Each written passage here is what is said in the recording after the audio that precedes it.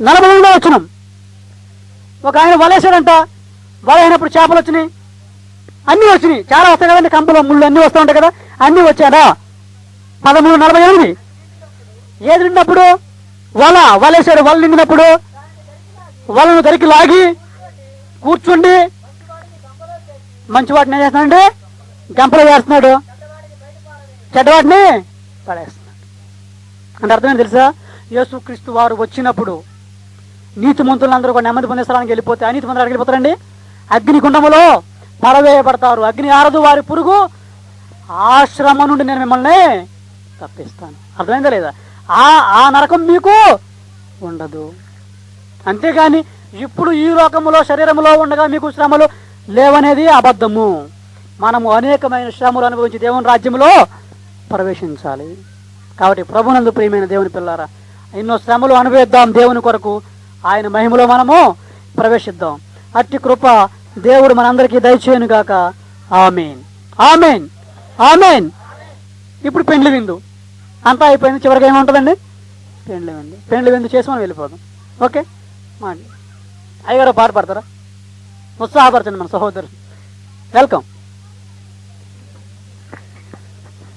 కులు కులు కులున్న యేసయ్య మాటలు వినరన్నా అనే పాట పాడుకుందాం. కులు కులు కులు కులున్నా యేసయ్య మాటలు వినరన్నా, కులు కులు కులు కులున్నా యేసయ్య మాటలు వినరన్నా. కొండంటి అండా యేసయ్యా, కొండంటి అండా యేసయ్యా, కోటి బాధలు తీర్చయ్యా, కోటి బాధలు తీర్చయ్యా.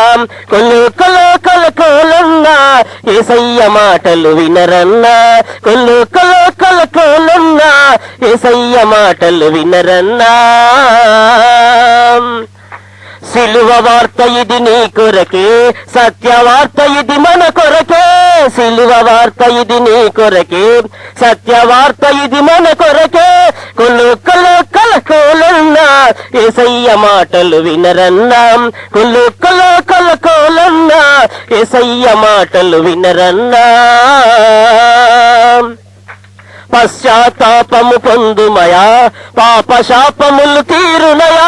పశ్చాత్తాపం పొందుమయా, పాప శాపములు తీరునయా. కులు కులు కులు కులున్నా యేసయ్య మాటలు వినరన్నా, కులు కులు కులు కులున్నా యేసయ్య మాటలు వినరయ్యా. మరణము గలచిన యేసయ్యా, మహిమ నగరును ఈడ్చునయా. మరణము గలచిన యేసయ్యా, మహిమ నగరును ఈడ్చునయా. కులు కులు కులు కులున్నా యేసయ్య మాటలు వినరన్నా, కులు కులు కులు కులున్నా యేసయ్య మాటలు వినరయ్యా. నమ్మిన వారికి పరలోకం, నమ్మని వారిది బహుఘోరం. నమ్మిన వారికి పరలోకం, నమ్మని వారిది బహుఘోరం. కులు కులు కులు కులున్నా యేసయ్య మాటలు వినరన్నా, కులు కులు కులు కులున్నా యేసయ్య మాటలు వినరన్నా. కొండంటి అండా యేసయ్యా, కొండంటి అండా యేసయ్యా, కోటి బాధలు తీర్చయ్యా, కోటి బాధలు తీర్చయ్యా. కులు కులు కులు కులున్నా యేసయ్య మాటలు వినరన్నా, కులు కులు కులు కులున్నా యేసయ్య మాటలు వినరన్నా. దేవుని స్తోత్రం. రక్షణ సువార్త కాదండి,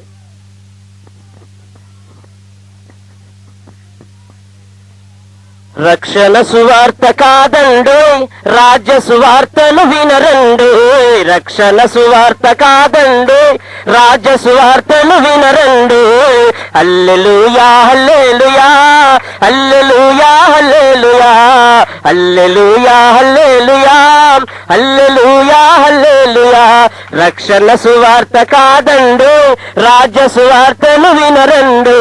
రక్షణ సువార్త కాదండు, రాజ్య సువార్తను వినరండు. విత్తే కాలము కాదండు, కోట కాలమిది నమ్మండు. విత్తే కాలము కాదండు, కోట కాలమిది నమ్మండు. విమోచన కైవెదకండు, విమోచన కైవెదకండు. రాబోవాడు యూదా గోత్రపు గోత్రపు సింహమండు, రాబోవాడు యూదా గోత్రపు సింహమండు. హల్లెలూయా హల్లెలూయా హల్లెలూయా హల్లెలూయా హల్లెలూయా హల్లెలూయా హల్లెలూయా హల్లెలూయా. వెదజల్లు కాలము కాదండి, సమకూర్చు కాలము నమ్మండి. వెదజల్లు కాలము కాదండి, సమకూర్చు కాలము నమ్మండి.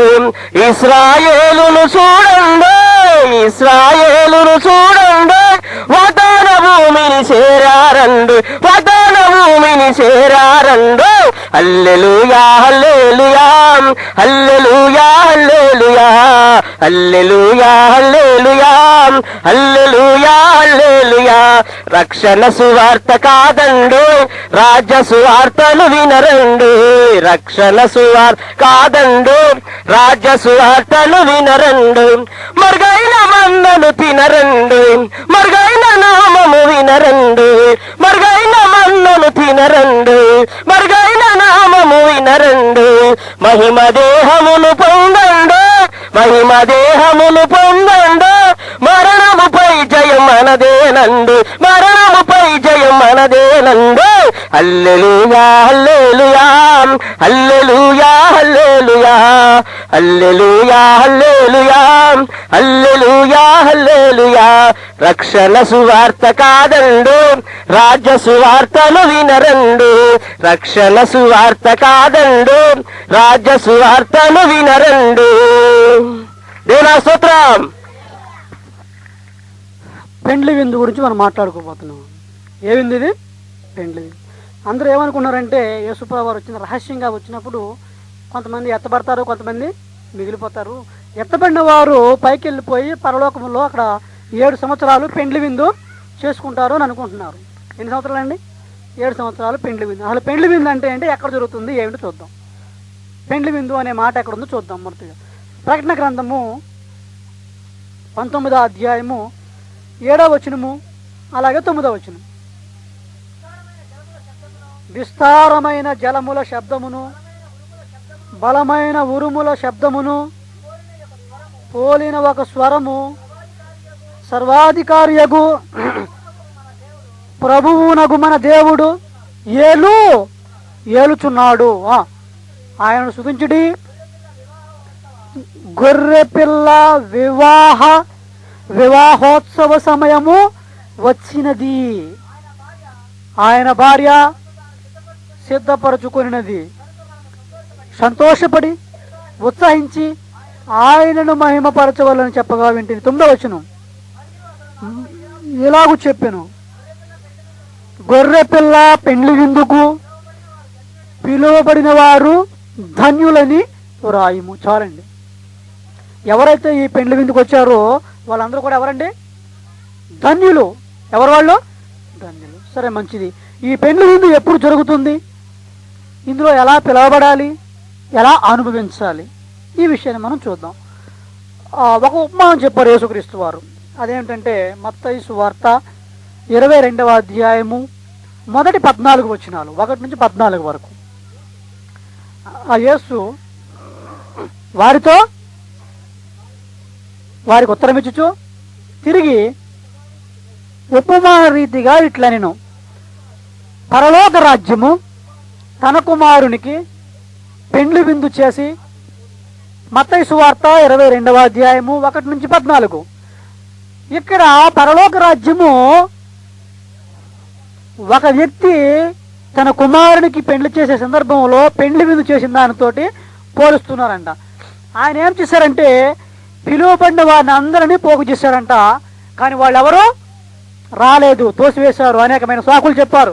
నాకు పని ఉందన్నారు కొంతమంది, ఏదేదో సాకులు చెప్పి ఎవరో కూడా విందుకి రాలేదు.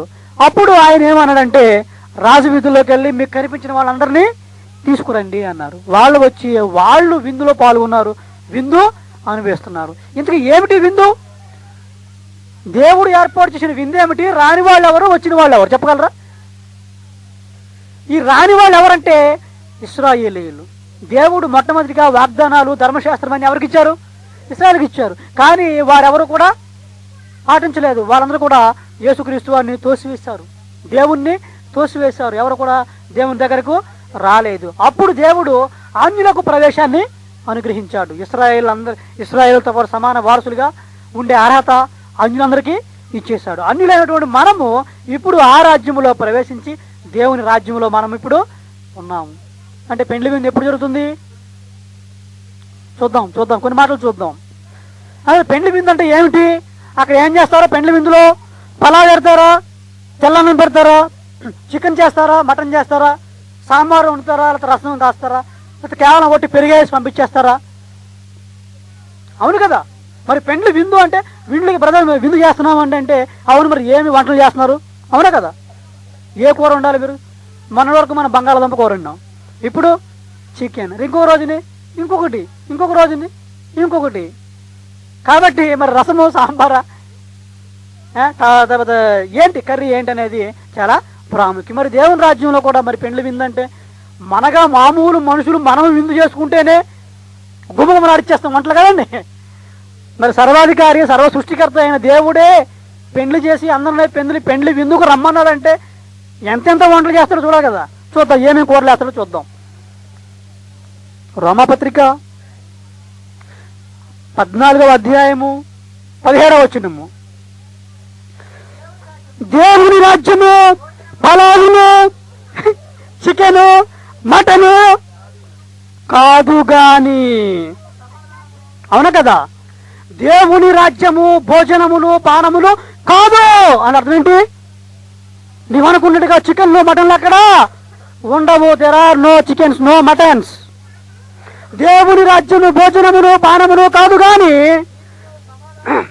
నీతియు సమాధానమును పరిశుద్ధాత్మ అందలి ఆనందమునై ఉన్నది. అది మీరు నిజముగా దేవుని రాజ్యములో ఉన్నారా?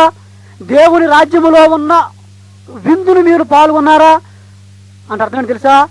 మీరు నీతి, న్యాయము, పరిశుద్ధాత్మ అందరి ఆనందములో మీరు పాలువారై ఉన్నారా లేరా? మత్తయి సువార్తలో ఏమంటాడు?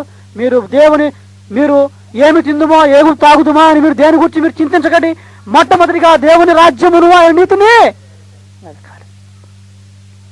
ఇప్పుడేం చేయాలి? దేవుని రాజ్యం అంటే భోజనము పానము కాదు, నీతియు సమాధానమును పరిశుద్ధాత్మ అందలి ఆనందమునై ఉన్నది. అంటే మనము ఆ నీతిలో, ఆనందములో, పరిశుద్ధాత్మలో పాలి భాగస్థులం అయితే మనం ఏమనిపించినట్లు లెక్క? దేవుని విందులో పాల్గొన్నట్టే కదా. అవునా కదా. అయితే మనం పాల్గొన్నామా లేదా? పాల్గొన్నామని ఎక్కడుంది? హెబ్రీ పత్రిక 12వ అధ్యాయము 22, 23, 24.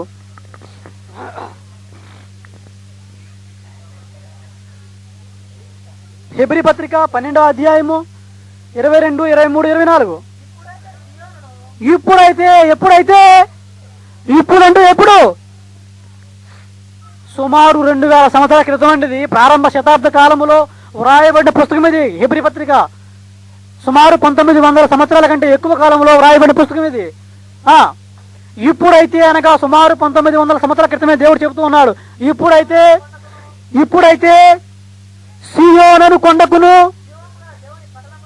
దేవుని పట్టణమునకును అనగా పరలోకపు యెరూషలేమునకును వేవేల కొలది దేవదూతల యొద్దకును పరలోకమందు రాయబడి ఉన్న జ్యేష్ఠుల సంఘమునకును వారి మహోత్సవమునకును. అంటే ఏంటిది? ఇదే మహోత్సవం కదండి. నిన్న మనం చదువుకున్నాం ప్రకటన గ్రంథంలో 19వ అధ్యాయం ఏం చదువుకున్నాం అక్కడ చూడండి, మళ్ళీ చూస్తారా? వివాహ మహోత్సవము దానికి వారి మహోత్సవమునకును అందరి న్యాయాధిపతి అయిన దేవుని యొద్దకును సంపూర్ణ సిద్ధి పొందిన నీతిమంతుల ఆత్మల యొద్దకును మీరు వచ్చి ఉన్నారు అని అర్థం ఏంటి? మీరు వచ్చారా వస్తారా?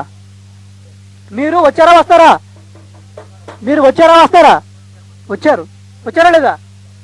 వచ్చి ఉన్నారు అంటే ఆల్రెడీ జరిగిపోయిందా లేదా? జరిగిపోతుంది. ఇప్పుడు వచ్చేసారు మీరు, ఆల్రెడీ మీరు విందుకి వచ్చేసారు. హెబ్రీ పత్రిక 6వ అధ్యాయము 4, 5, 6 వచనాలు. హెబ్రీ పత్రిక 6వ అధ్యాయము. ఒకసారి వెలిగింపబడి పరలోక సంబంధమైన వరమును రుచి రుచి ఎక్కడ చూస్తారండి? రుచి ఎక్కడ చూస్తారు? విందులోనే కదా. తినేటప్పుడే, నిద్రపోయేటప్పుడా రుచి చూసేది? తిన్నప్పుడే. అంటే అర్థం ఏంటి? ఎందులో రుచి చూశారు మీరు? ఎందులో రుచి చూశారు? ఒకసారి వెలిగింపబడి పరలోక సంబంధమైన వరమును రుచి చూచి. రుచి అంటే అర్థం ఏంటి? రుచి చూసినట్టు ఏంటి అర్థం ఏంటి? తిని. అది అంటే దేవుని రాజ్యం ఏంటి? భోజనము పానము కాదు గాని నీతియు సమాధానమును పరిశుద్ధాత్మ యందలి ఆనందమునై ఉన్నది. మీరేం చేశారు? పరిశుద్ధాత్మలో మీరు పాలివారే దాన్ని మీరు రుచి అంటే మీరేం పాల్గొన్నారు లేదా? పాల్గొన్నారు. ఇప్పుడు ఆల్రెడీ మనం పాల్గొన్నాం, ఇందులో ఉన్నాం మనం.